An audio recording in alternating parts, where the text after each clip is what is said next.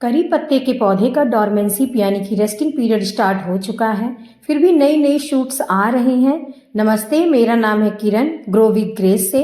तो आज मैं आपको बताऊंगी कि आपको किस तरीके से अपने करी के पौधे का ध्यान रखना है डॉर्मेंसी पीरियड में, जो कि नवंबर से स्टार्ट हो जाते हैं थोड़ा थोड़ा, और दिसंबर से फरवरी तक इसका डॉर्मेंसी पीरियड चलता रहता है। यानी कि ना ही उसमें ग्रोथ होती है, पत्तियां पीली पड़ जाती हैं, मुरझा जाती हैं, न्यू ग्रोथ नहीं होती, न्यू शूट्स नहीं होती हैं। तो आपको क्या करना है, किस तरीके से अपने करी पत्ते के पौधे का ध्यान रखना है जिससे बराबर उसकी हेल्दी ग्रोथ रूट्स नीचे से बनती रहे और आपका पौधा भी अगले सीजन के लिए रेडी होता रहे। तो सबसे पहले आपको क्या करना है कि जितनी भी पत्तियां हैं, जो जो नई नई शूट्स इसमें आ रही है, सबसे पहले आपको उन्हें कट कर देना है। क्योंकि अगर पौधा अपनी सारी एनर्जी नए शूट्स पर, नई पत्तियों को ग्रो करने में लगाएगा तो नीचे से उसकी रूट सूख जाएंगी और आपका पौधा मर जाएगा।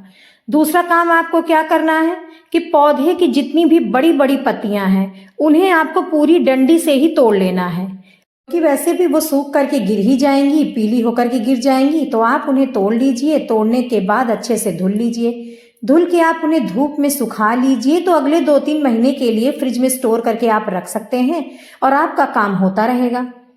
नेक्स्ट, अगर आपका करी पत्ते का पौधा शेडी एरिया में रखा हुआ है तो आपको उसे ऐसी जगह पे रखना है जहां कम से कम दिन की 5-6 घंटे की धूप तो आती ही हो।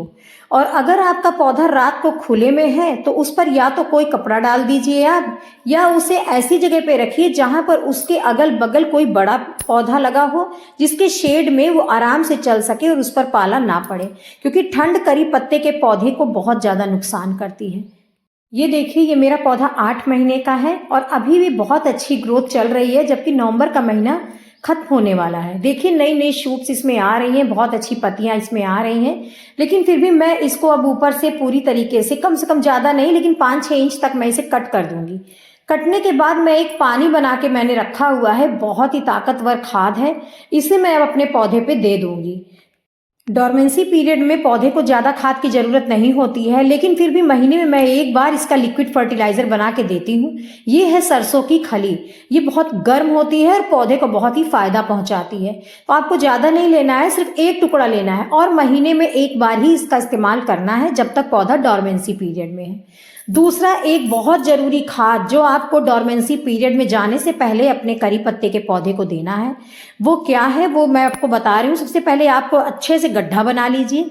गड्ढा बनाने के बाद सारी मिट्टी बाहर निकाल लीजिए। सारी मिट्टी बाहर निकाल के जो संतरे के छिलके होते हैं और केले के छिलके हैं, इसमें बहुत अच्छा कैल्शियम, मैग्नीशियम, पोटेशियम और नाइट्रोजन होता है, जो पौधे को बहुत फायदा पहुंचाता है। इसे आप दबा दीजिए। दबाने के बाद मिट्टी से पूरी तरह से आप इसे ढक दीजिए।